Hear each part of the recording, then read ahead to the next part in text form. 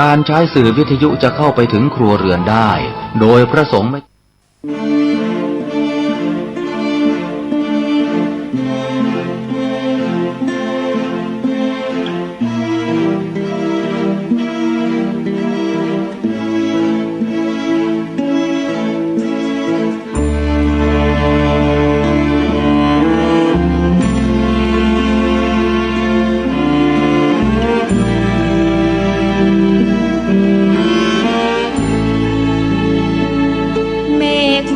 สีเทา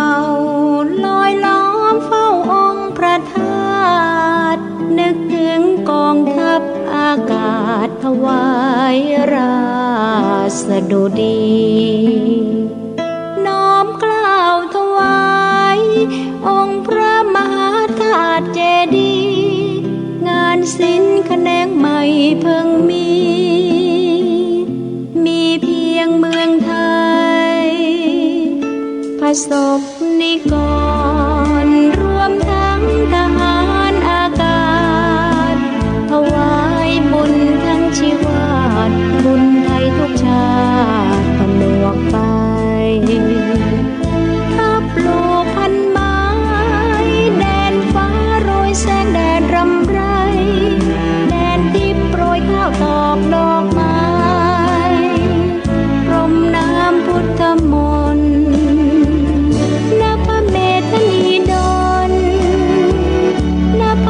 ภูมิสิริชาวไทยไฟบุญสุทธิถวายบุญเป็นพระราชกุศลสามโลกแดนทิพย์นิพพานเทพพรหมเบื้องบนทรงโปรดเสกบุญกุศลแด่สองพระองค์จงทุกนาทีมหาราชินีรำพึงขอชาติมั่งมีที่พึ่งปลอดภัยเหตุร้ายราวีเสด็จทุกครั้งขอพรทุกครั้งทุกปีขอไทยจงอยู่ดีกินดีแต่สักแน่นาทีไม่เคยขอพ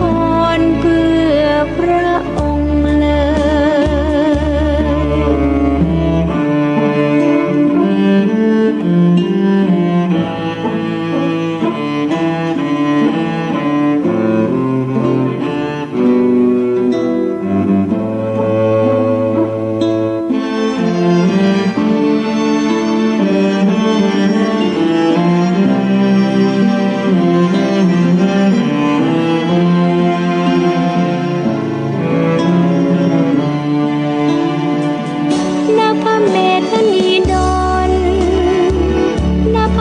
ภูมิสิริชาวไทยไฟบุญสุทธิถวายบุญเป็นพระราชกุศลสามโลกแดนทิพย์นิพพานเทพพรหมเบื้องบนทรงโปรดเสกบุญกุศลแด่สองพระองค์จงทุกนาทีมหาราชินีรำพึงขอชาติมั่งมีที่พึ่งปลอดภัยเหตุร้า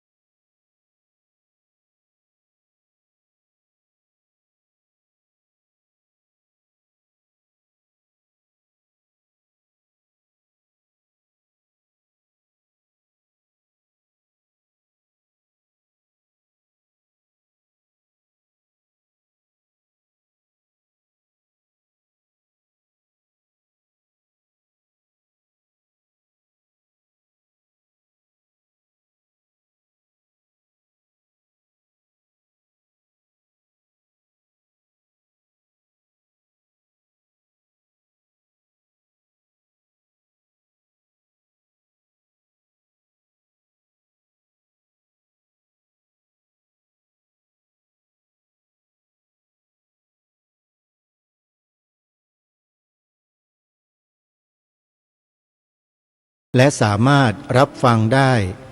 วันละ6 เวลาท่านสาธุชนผู้ฟังทุกท่านวันนี้รายการคดีโลกคดีธรรมจะมาปรารภถึงเหตุการณ์ที่เกิดขึ้นมาประมาณสักสัปดาห์ได้แล้วแหละแต่ที่ผ่านมาที่ยังไม่พูดก็เพื่อที่จะดูกระแสดูความเป็นไปให้ชัดเจนซะก่อนซึ่งวันนี้เนี่ยถือว่าได้ดูได้ฟังได้อ่านบทความเนื้อหาต่างๆที่มีผู้วิพากษ์วิจารณ์พูดถึงกล่าวถึงจนพอสมควรแล้วก็มีความมั่นใจว่าสิ่งที่จะปรารภและพูดในวันนี้เนี่ยสอดคล้องกันแล้วก็เป็นสิ่งที่ควรจะพูดควรจะบอกกับเหล่าพุทธบริษัทไทยของเราทั่วทั้งประเทศให้มีแนวทางในการดำเนินการบางอย่างร่วมกันส่วนจะเป็นเรื่องอะไรจะดำเนินการร่วมกันอย่างไรนั้นเดี๋ยวในช่วงต่อไปมาติดตามรับฟังกันในเบื้องต้นนี้ขอประกาศเชิญชวนญาติโยมสาธุชนชาวจังหวัดเลยไปร่วมเป็นจิตอาสาพัฒนาพื้นที่เพื่อเตรียมจัดงานของจังหวัดที่จะจัดให้มีขึ้นณสถานที่วัดแห่งหนึ่งในจังหวัดเลยงานนี้เป็นงานเกี่ยวกับพระพุทธศาสนาโดยตรงเพราะเป็นเรื่องของศีลห้าท่านเจ้าประคุณสมเด็จพระมหารัชมังคลาจารย์อดีตเจ้าอาวาสวัดปากน้ำภาษีเจริญอดีตกรรมการมหาเถระสมาคมท่านได้ดำเนินการให้โครงการนี้เกิดขึ้นในประเทศไทยของเราถือว่าเป็นโครงการที่ดีมากๆทำให้พระสงฆ์วัดวาอารามกับประชาชนมีส่วนร่วมในการพัฒนาบุคลากรในชุมชนของตนให้เป็นคนดีมีศีลธรรมโครงการนี้จึงถูกต่อยอดออกไปทั่วทั้งประเทศแล้วก็มีกิจกรรมในการประกวดเพื่อทำความดีทำแล้วได้ประโยชน์ในชุมชนเป็นรูปธรรมโครงการหมู่บ้านรักษาศีลห้าจึงได้เกิดขึ้นอย่างเป็นรูปธรรมตั้งแต่นั้นมาเมื่อเร็วๆนี้ผู้ดำเนินรายการก็ได้ไปร่วมงานหมู่บ้านรักษาศีลห้าที่วัดจากแดงอำเภอพระประแดงจังหวัดสมุทรปราการมาแล้วก็ได้พบกับท่านเจ้าอาวาสคือพระราชวัชระบัณฑิตหรือท่านเจ้าคุณพระมหาประนอมธรรมลังกาโรซึ่งท่านนั้นเป็นพระสงฆ์ตัวอย่างในการพัฒนาวัดในการช่วยเหลือชุมชนในการส่งเสริมพระพุทธศาสนาทั้งในแง่การศึกษาการปฏิบัติอย่างดีเยี่ยมทางจังหวัดสมุทรปราการทั้งคณะสงฆ์และส่วนราชการต่างก็เห็นพ้องต้องกันว่าให้ใช้พื้นที่ของวัดจากแดงจัดงานโครงการหมู่บ้านรักษาศีลห้าประจำปีนี้ซึ่งการจัดงานนั้นจัดได้อย่างสมบูรณ์แบบมีประชาชนเข้ามามีส่วนร่วมเป็นจำนวนมากและคณะสงฆ์ของจังหวัดสมุทรปราการก็มาร่วมงานกันทั้งจังหวัดทำให้งานนั้นมีความคืบหน้าไปอีกระดับหนึ่งงานนี้ก็มีการถ่ายทอดสดทางเฟซบุ๊กที่อาตมาภาพดูแลอยู่ด้วยถ้าใครเปิดเฟซบุ๊กขึ้นมาก็ลองเข้าไปดูที่เฟซบุ๊กของอาตมานะโยม แล้วเลื่อนขึ้นไปเรื่อยๆก็จะเห็นการถ่ายทอดสดงานวัดจากแดงคืองานหมู่บ้านรักษาศีลห้าก็เข้าไปดูเข้าไปชมกันได้นะฮะชื่อ Facebook ที่อาตมาภาพเป็นเจ้าของและดูแลมาประมาณเกือบ20 ปีแล้วโยมนะใครจะเข้าไปดูก็พิมพ์ชื่อเป็นภาษาไทยนะชื่อ Facebook ว่านรงค์ฤทธิ์ทองแม้นนรงค์นอเนนรอเรืององูคอควายกรันฤทธิ์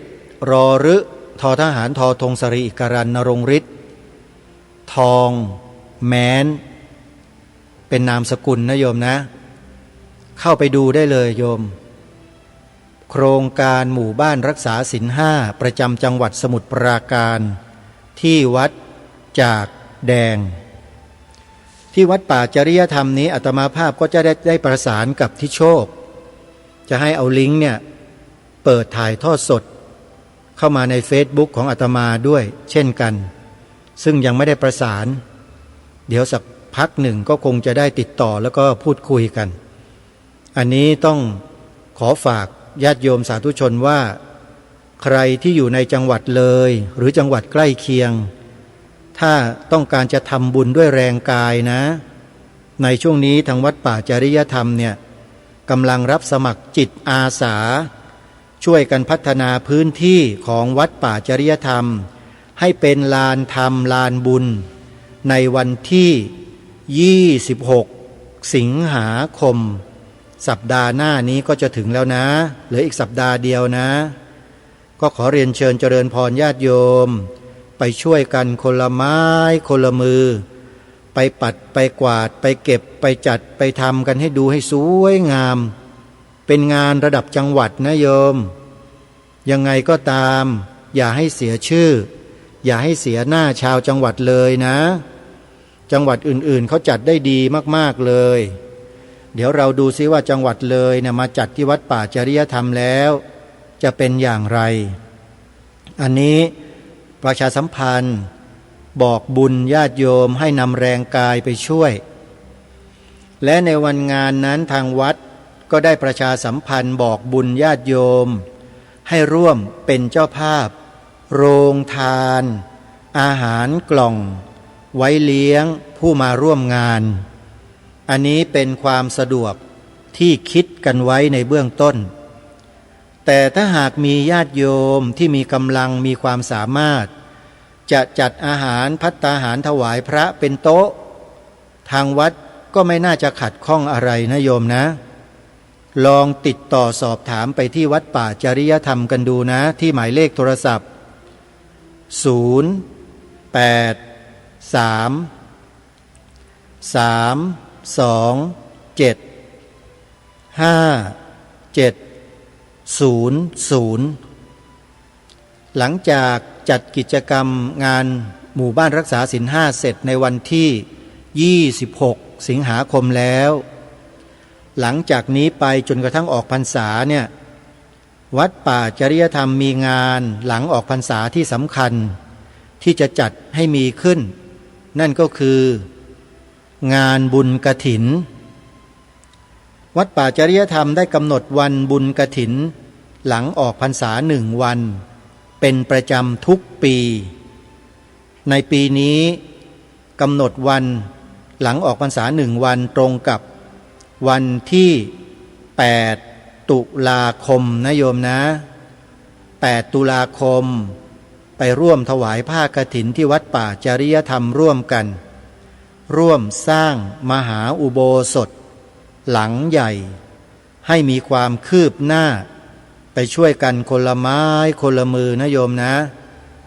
และอีกประการหนึ่งที่ปรารถนาจะให้พวกเราเข้าไปชมวัดป่าจริยธรรมมีของดีที่สามารถเลี้ยงวัดวาอารามมิกชนภายในวัดได้อย่างพอเพียงเลยคือวัดป่าจริยธรรมนั้นเป็นแหล่งผลิตอาหารสะอาดพืชผักผลไม้และเชื้อเพลิงที่เป็นถ่านอบ แล้วก็ได้น้ำส้มควันไม้มาใช้ประโยชน์อีกด้วยแนวทางเศรษฐกิจพอเพียงที่ทางวัดป่าจริยธรรมได้กำหนดทำให้เกิดมีขึ้นในวัดนั้นประสบความสำเร็จอย่างงดงาม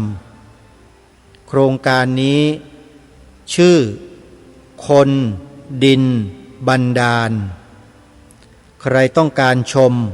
เข้าไปดูชมในเพจคนดินบันดาลได้เลยญาติโยมจะเห็นว่าวัดป่าจริยธรรมนั้นดำเนินการมาน่าจะประมาณสัก3 ปี4 ปีแล้วมั้งแล้วก็ปลูกป่าเพิ่มเติมด้วยต่อไปนะโยมไปวัดป่าจริยธรรมเนี่ยจะร่มรื่นน่าสนใจมากนะฮะยังไงก็ไปร่วมงานนี้ก่อนงานหมู่บ้านรักษาศีล5วันที่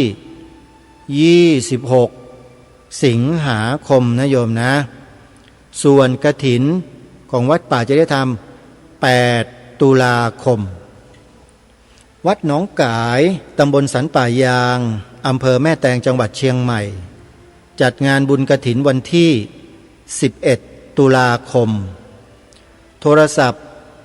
053-374-488ถึง9หรือ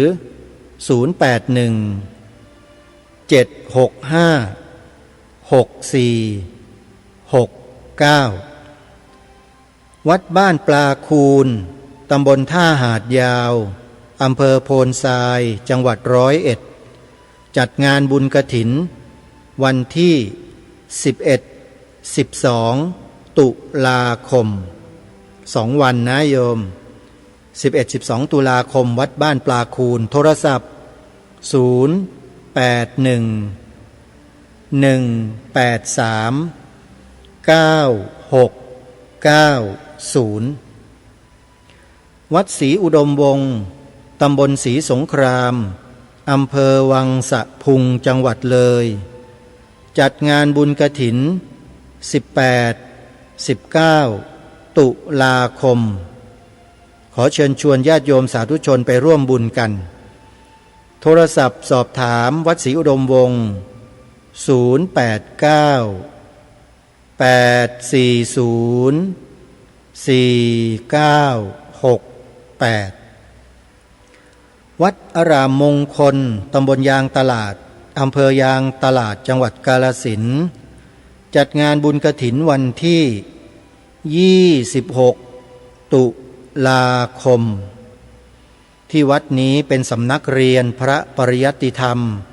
มีลูกๆหลานๆสามเณรอยู่ที่วัดนี้จำนวนหลาย10 รูปใครไปทำบุญก็เท่ากับว่าได้ดูแลเลี้ยงดูลูกๆหลานๆสามเณรด้วยนะโยมนะเป็นหน่อเนื้อของเหล่าสมณะช่วยกันดูแลเด็กๆเยาวชนเหล่านี้กันให้ดีเขาจะเติบใหญ่เป็นคนดีในสังคมเพิ่มขึ้นอีกจำนวนไม่น้อยเลยโยม26 ตุลาคมนะวัดอารามมงคลถวายผ้ากฐินโทรศัพท์สอบถามที่084-034-4606หรือ094-281-3500วัดต่อมาคือวัดสามชุกตำบลสามชุกอำเภอสามชุกจังหวัดสุพรรณบุรีจัดงานบุญกฐินวันที่2 ถึง 5 พฤศจิกายนวันถวายผ้ากฐินมีวันเดียวคือวันที่2 พฤศจิกายนจากนั้นจะจัดงานปฏิบัติธรรมบวชเนกขัมมะต่อเนื่องไปจนถึงวันที่5 พฤศจิกายนใครจะร่วมบวชเนกขัมมะนุ่งขาวห่มขาวถือศีล8 3 วันก็ไปที่วัดสามชุกได้เลยโยมโทรศัพท์สอบถามที่089-000-8462ส่วนวัดอื่นๆนั้นติดตามรับฟังในรายการต่างๆตอนต้นชั่วโมงได้เลยจะมีสปอต ประชาสัมพันธ์งานบุญในทุกๆต้นชั่วโมงนะโยมนะเอาล่ะญาติโยมสาธุชนทุกท่านวันนี้ก็ตั้งใจจะมาปรารภเรื่องราวเกี่ยวกับพวกเราชาวพุทธทั้งแผ่นดินพระพุทธศาสนาในประเทศไทยของเรานี่แหละทางรายการได้ตอกย้ำเรื่องความมั่นคงของพระพุทธศาสนามาโดยตลอดแล้วก็เตือนพวกเราชาวพุทธทุกท่านทุกคนมาโดยตลอดว่าภัยคุกคามพระพุทธศาสนาในประเทศไทยของเราเนี่ยมีอยู่จริงๆนะแต่มันยังไม่แสดงมันยังไม่ได้แผลงฤทธิ์มาวันนี้มันเริ่มแผลงฤทธิ์แล้วท่านสาธุชนทุกท่านถ้าติดตามรับชมรับฟังข่าวสารข้อมูลเกี่ยวกับเรื่องการอภิปรายการใช้งบประมาณของรัฐบาลในปีหน้าของพวกเหล่าสสที่อยู่ในสภาแล้วจะมีสสอยู่พรรคหนึ่งได้ขึ้นอภิปรายขอตัดงบประมาณของพระพุทธศาสนาและชาวพุทธของเราแล้วก็มีตั้งคำถามขึ้นมาถึงความจำเป็นที่จะต้องจ่ายเงิน5 ล้านบาทให้กับพระสงฆ์100 รูปไปกราบสังเวชนียสถานมันไม่ได้มีความจำเป็นอะไรเลยแล้วก็พูดจาบจ้วงพระสงฆ์เราจาบจ้วงสังเวชนียสถานของเราชัดเจนโดยพูดลักษณะว่าพระสงฆ์เหล่านี้อยู่ในเมืองไทยให้เขากราบแต่พอท่านไปประเทศอินเดียท่านไปกราบอะไรกันเนี่ยท่านไปกราบอะไรคือในภาพเนี่ยมีพระสงฆ์ก้มกราบหลายรูปแล้วด้านหน้าเบื้องหน้าเป็นเจดีย์พุทธคยาญาติโยมสสคนนี้พรรคนี้อาตมาภาพไม่แปลกใจเลยที่มีคนเขียนคอมเมนต์เขียนบทความวิพากษ์วิจารณ์ด่าทอสาดเสียเทเสียแม้แต่สสในพรรคตัวเองสสพรรคบางพรรคที่ขึ้นมาวิพากษ์วิจารณ์คนคนนี้ถล่มแบบไม่ยั้งเลยจึงไม่แปลกใจเลยว่าทำไมถึงโดนเช่นนั้นแล้วก็ต้องขอบอกด้วยว่า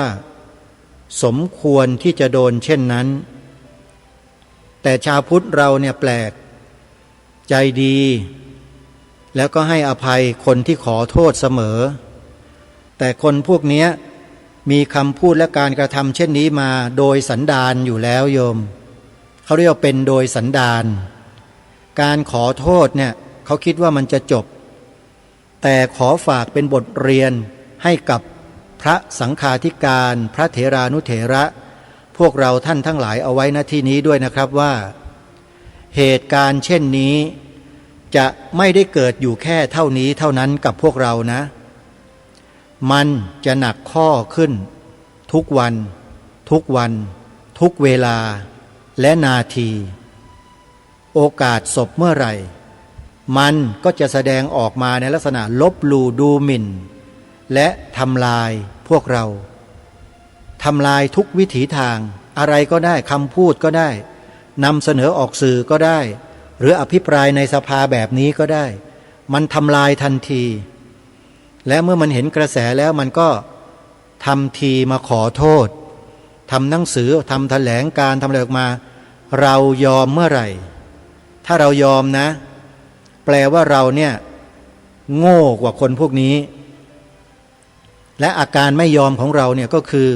จะต้องดำเนินการให้ถึงที่สุดและไม่รับคำขอโทษนี้แล้วจบไม่ใช่นะเรื่องนี้เป็นเรื่องใหญ่มาเรื่องใหญ่นะฮะเป็นอีกหนึ่งบทเรียนนะของพวกเราชาวพุทธทุกคนอาตมาภาพแล้วก็หมู่คณะที่เราทำงานกันมาตลอดกว่า20 ปีเนี่ยเรารู้สันดานพวกนี้ดีรู้ดีว่าเป็นอย่างไรและมันกระทำด้วยวิธีการแบบไหนจึงเอาตัวรอดไปได้ทุกครั้งคราวนี้ขอบอกว่ากลุ่มองค์กรชาวพุทธและชาวพุทธเราจำนวนมากไม่ยอมแน่นอนเรื่องนี้ถือว่าลบหลู่ดูหมิ่นพระสัมมาสัมพุทธเจ้าชัดเจนสัญลักษณ์เจดีย์พุทธคยานั่นคือสัญลักษณ์ของพระสัมมาสัมพุทธเจ้า ตรัสรู้นะครับ ไม่ใช่อิฐหินปูนทรายนะฮะเพราะฉะนั้นคนที่เป็นถึงระดับผู้แทนราษฎรมันจะโง่เป็นควายอย่างเหมือนที่สสในพรรคเดียวกันเขาว่าเนี่ยมันก็ไม่น่าจะเป็นเช่นนั้นน่ะมันน่าจะรู้อะไรเป็นอะไรมากกว่านี้เพราะมันมีวุฒิภาวะแล้วนะนั่นแปลว่าคนพวกนี้มีเจตนาตั้งใจที่จะทำสิ่งเหล่านี้ให้เกิดขึ้นหรือเรื่องราวเหล่านี้ให้เกิดขึ้นแล้วก็อย่างเชิงชาวพุทธของเราณเวลานี้ว่าจะแค่ไหนกันอาตมาภาพขอบอกนะว่าเรื่องนี้ยอมไม่ได้ถ้าใครยอมเนี่ยคุณไม่ต้องมาเป็นชาวพุทธนะคุณไปเป็นอย่างอื่นเลยเพราะเรายอมเนี่ยมานานแล้วยอมไอ้คนพวกนี้ยอมกันมานานแล้วโยมตอนนี้ยอมไม่ได้ถ้ายอมเท่ากับว่าท่านยอมแพ้ถ้ายอมแพ้ก็ต้องตกเป็นทาสเขาตลอดไปนั่นแหละแต่ลูกหลานพระองค์ดำลูกหลานสมเด็จพระเจ้าตากสินมหาราชลูกหลานบางระจันอย่างพวกเราท่านทั้งหลายเนี่ยยอมเป็นที่ไหนล่ะจึงไม่ยอมมาโดยตลอดไงแล้วก็ออกหน้ามาพูดในลักษณะเช่นนี้ที่หลายคนนะใช้วาจานะก่นด่าว่าตำหนิติเตียนนินทา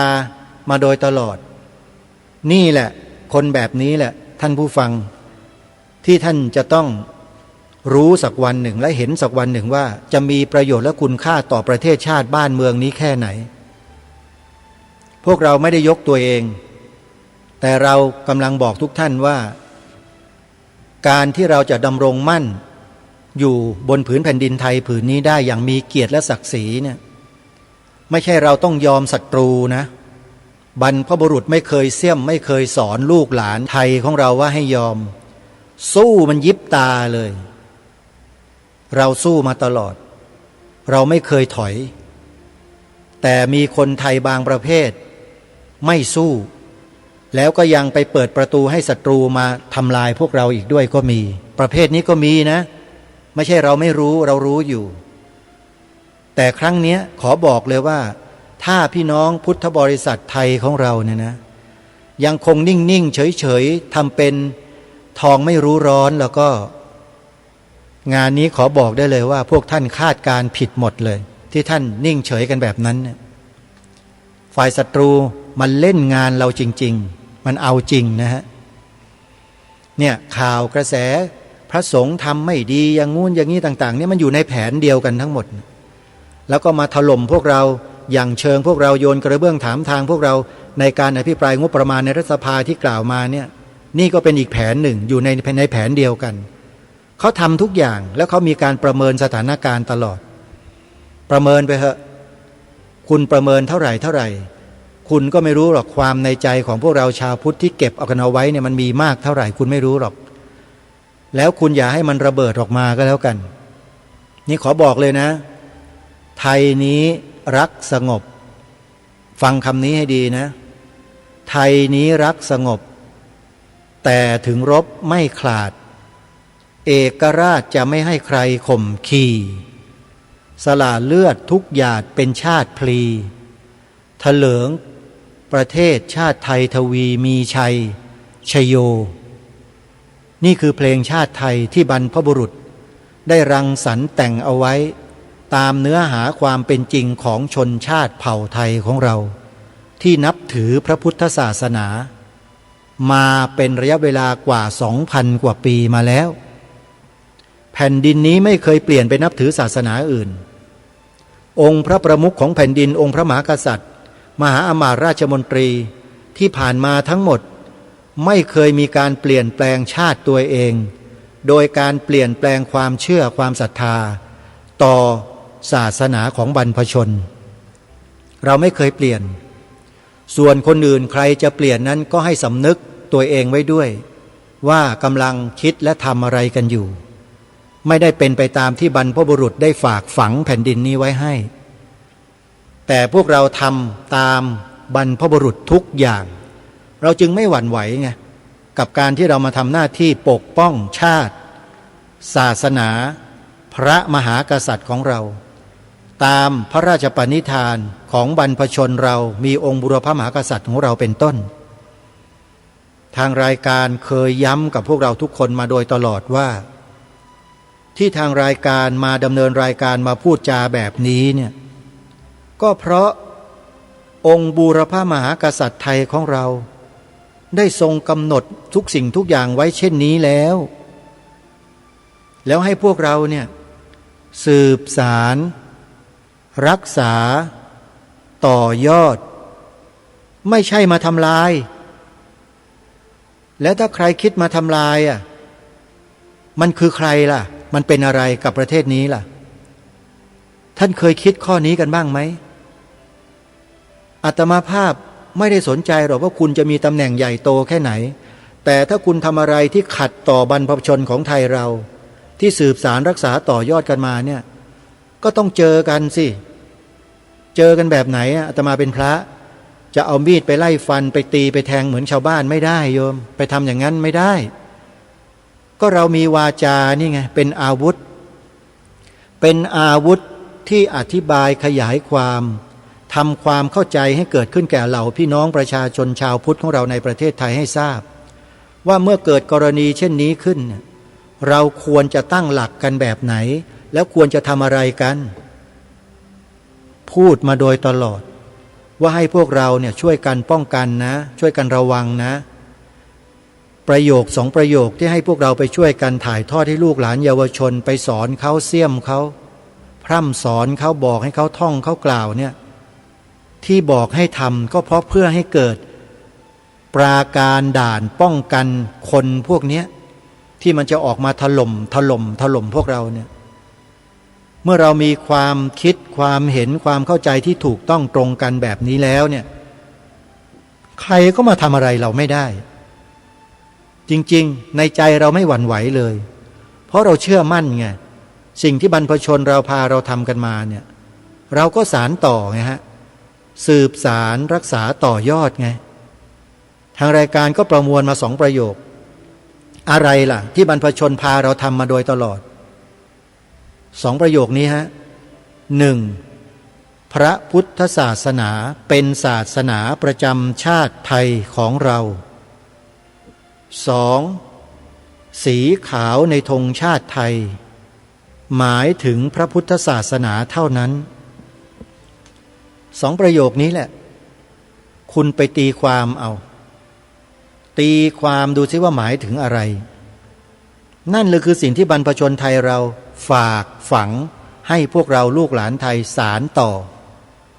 ไม่ใช่มาเหยียบย่ำและมาทำลายเหมือนสสพรรคประชาชนคนดังกล่าวขอฝากพระเถรานุเถระพระสังฆาธิการทั่วประเทศ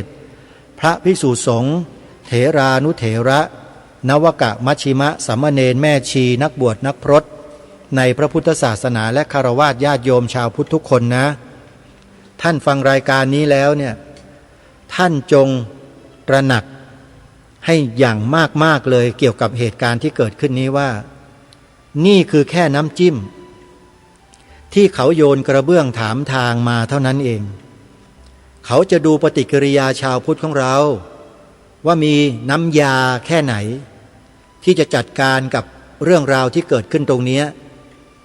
อาตมาก็จะดูน้ำยาที่ว่าชาวพุทธที่มีอำนาจหน้าที่อยู่เนี่ย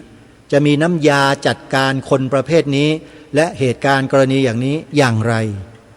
จะดูน้ำยาอยู่ที่ผ่านมาเนี่ยหน่อมแนมกันมาโดยตลอด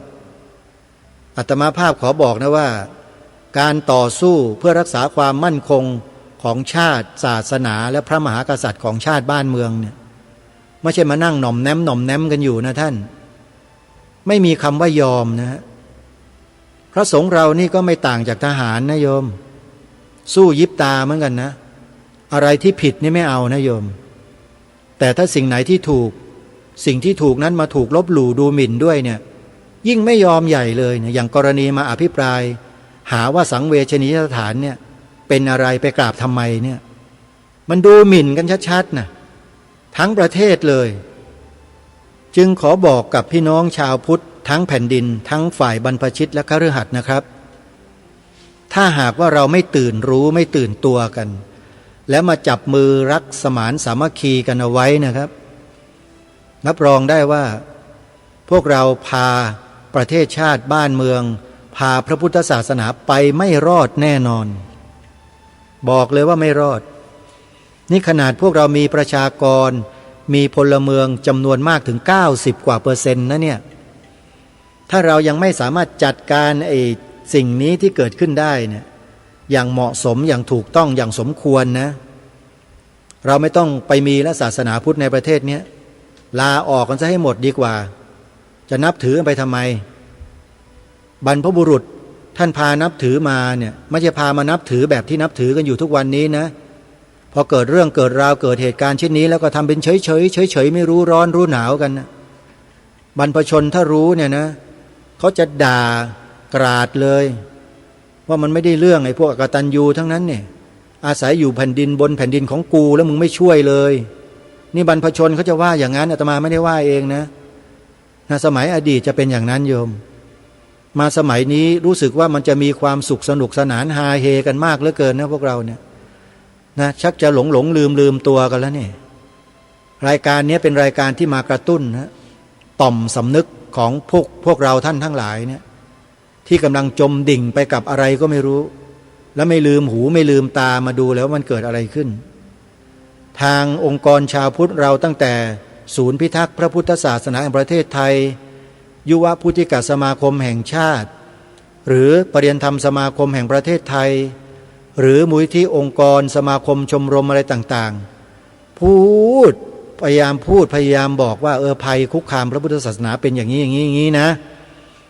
แต่พวกเราก็ยังเฉยนิ่งๆยังคิดว่ามีความสุขกันอยู่ไม่มีอะไรหรอก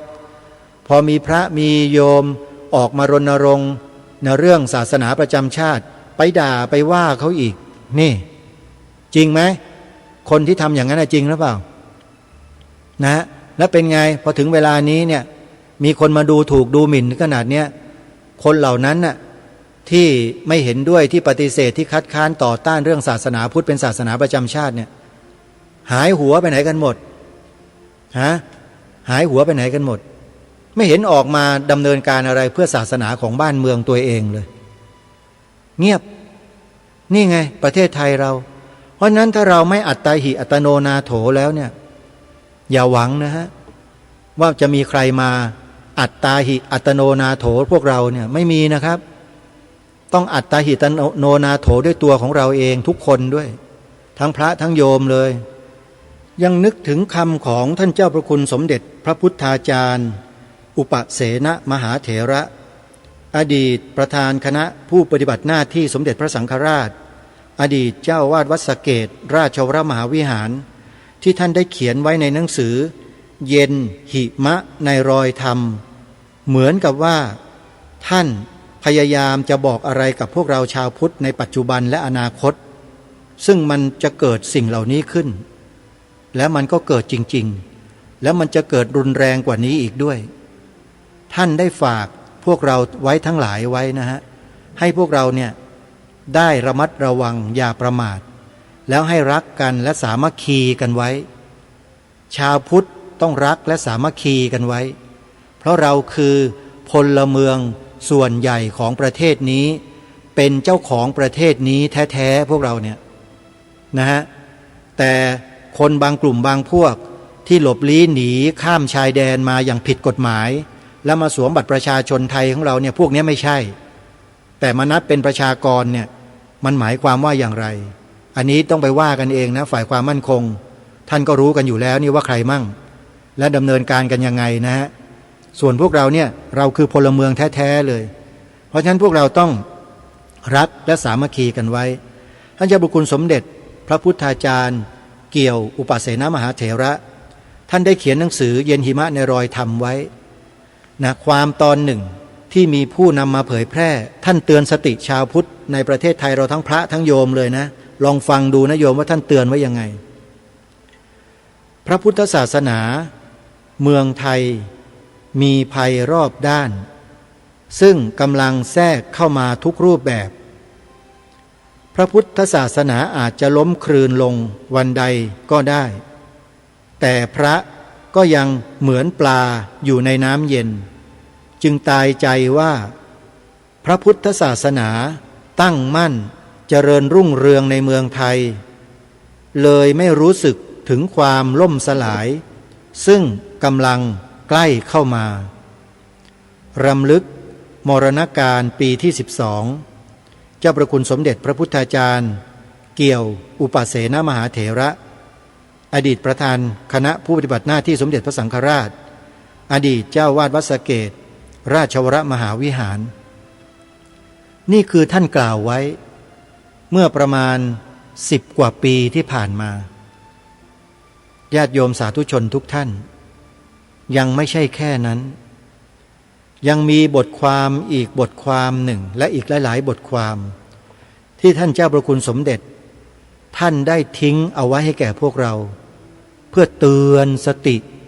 ให้พวกเราชาวพุทธนั้นระมัดระวังเหตุการณ์ต่างๆที่จะเกิดขึ้นท่านบอกอย่างนี้ว่าให้มองไปข้างหน้าอีก50 ปีโดยกำหนดดูผลแห่งความเปลี่ยนแปลงครั้งละ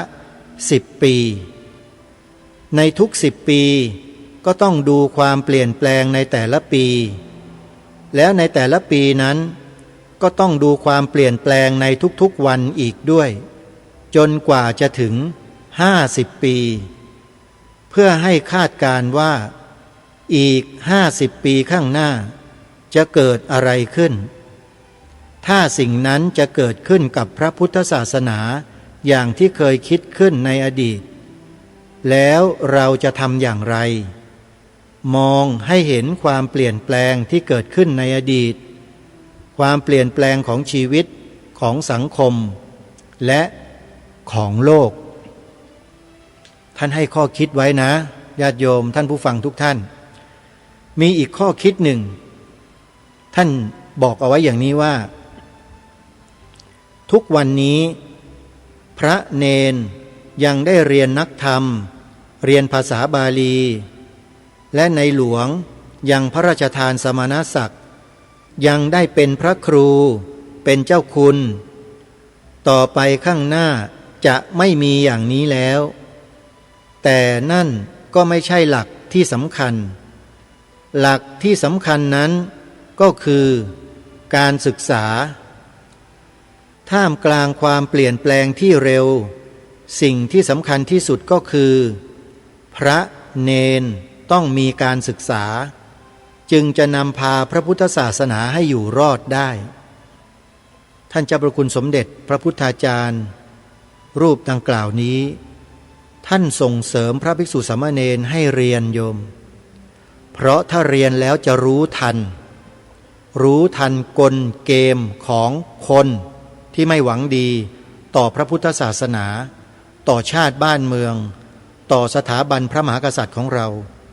แล้วเราก็จะหาวิธีในการปกป้องกันเอาไว้ได้อย่างทันท่วงทีโยมนี่คือสิ่งที่ท่านเตือนไว้อีกประโยคหนึ่งที่ท่านบอกไว้บอกว่าไม่ต้องอื่นไกลก็เหมือนประเทศเพื่อนบ้านเมื่อสถาบันศาสนาไม่มีพระเนนต้องไปเรียนร่วมกันกับชาวบ้านพ.ศ. 2518ประเทศเพื่อนบ้านเรานี่เองวินาทีเดียวเท่านั้นเปลี่ยนหมดล้มระบบพระมหากษัตริย์หมดล้มระบบศาสนาหมดไม่มีสถาบันพระมหากษัตริย์ไม่มีสถาบันพระพุทธศาสนาแล้วพระเนนต้องไปนั่งเรียนกับชาวบ้านเหมือนเด็กนักเรียนทั่วไปตื่นเช้าก็ต้องสะพายย่ามถือร่มถือกระเป๋าไปโรงเรียนไปยืนเข้าแถวร้องเพลงชาติเหมือนเด็กชาวบ้านคนหนึ่งแล้วอย่างนี้ศาสนาจะเหลืออะไรนี่ท่านยกตัวอย่างประเทศเพื่อนบ้านของเราซึ่งทางผู้ดำเนินรายการเนี่ยได้นำคลิปเสียงของอดีตทหารลาวแดงที่ได้พูดถึงเหตุการณ์ความจริงที่เกิดขึ้นที่ประเทศของเขาเนี่ยมาโพสต์ใน Facebook ส่วนตัวที่ได้บอกชื่อไปเมื่อสักครู่นี้โยมลองไปดูนะไปฟังดู2 ชั่วโมงกว่าเหมือนกับอยู่ในเหตุการณ์จริงๆเลยโยมนั่นแหละ มันกำลังจะเกิดในประเทศไทยของเราตอนนี้บอกไว้เลยนะว่ากำลังจะเกิดแต่ยังไม่เท่าไหร่นะถ้าเรายังลุกปลุกตื่นกันขึ้นมาทันนะเราสามารถยับยั้งได้และแก้ปัญหาสถานการณ์ได้ทั้งหมดเลยถ้าเราลุกนะแต่ถ้าเรายังนั่งนิ่งๆรับรองได้ว่ามันจะเป็นไปตามนั้นมาดูอีกตอนหนึ่งที่ท่านพูดไว้นะโยมปัญหามันจะเกิดขึ้นวันหนึ่งข้างหน้าแน่นอนแต่ไม่ได้เกิดวันนี้เพียงแต่จะเกิดข้างหน้าเอานานหน่อยก็100 ปีแถวกรุงเทพนี้จะเป็นของใครก็ไม่รู้คนไทยอาจกลายเป็นชนกลุ่มน้อยไปถ้าไม่คิดกันให้ดีเอานานหน่อยอีก100 ปีเมืองไทยจะไม่มีพระพุทธศาสนาอย่างทุกวันนี้นี่ท่านคาดการล่วงหน้าไว้เลยว่ามันจะเป็นเช่นนั้นแต่ถ้าเรารู้แล้วเราเข้าใจสถานการณ์ตอนนี้แล้วลุกปลุกตื่นขึ้นมาช่วยกันเนี่ยเหตุการณ์นี้ก็จะไม่เกิดขึ้นไปตลอดกาลเลยแต่ถ้าเรานิ่งๆเฉยๆตัวใครตัวมันเกิดแน่มาดูอีกความหนึ่งตอนสุดท้ายแล้วโยมท่านบอกว่าเราตายได้พระพุทธศาสนาตายไม่ได้หากไม่มีพระสงฆ์ในพื้นที่ชาวพุทธก็หมดที่พึ่งแม้วันใดวันหนึ่งข้างหน้าพระพุทธศาสนาชาวพุทธจะอยู่ไม่ได้จริงๆก็ขอให้พระสงฆ์เดินออกจากพื้นที่เป็นคนสุดท้ายท่านให้ข้อคิดเอาไว้โยมนี่คือประเทศไทยของเราสถานการณ์ที่เกิดขึ้นล่าสุดอย่างที่ได้ยกตัวอย่างมาพูดเมื่อสักครู่นี้สสพรรคประชาชนกล่าวอภิปรายในสภาจาบจ้วงพระพุทธศาสนาชัดเจนนี่คือหนึ่งในเหตุการณ์ที่ท่านเจ้าประคุณสมเด็จพระพุทธาจารย์เกี่ยวอุปเสนมหาเถระได้บอกพวกเราเอาไว้ว่ามันเกิดแน่และมันเกิดแล้วฮะเอาละส่วนเราจะใช้วิธีการระวังป้องกันอย่างไรนั้นเดี๋ยวค่อยมาศึกษาเรียนรู้มาดูผู้ที่รับผิดชอบพระพุทธศาสนาในประเทศไทยว่าท่านจะทำกันอย่างไรแล้วถ้ามีข้อมูลก็จะนำมาเสนอต่อท่านผู้ฟังในโอกาสต่อไปวันนี้เวลาของรายการหมดลงแล้วท่านผู้ฟังต้องขอสมมุติยุติรายการไว้แต่เพียงเท่านี้พบกับรายการได้ใหม่ในวันต่อไปขอความสุขความสวัสดีในธรรมแห่งองค์สมเด็จพระบรมศาสดาสัมมาสัมพุทธเจ้าจงปรากฏเกิดมีขึ้นในจิตใจของท่านผู้ฟังทุกท่านทุกคนเทินขอเจริญพร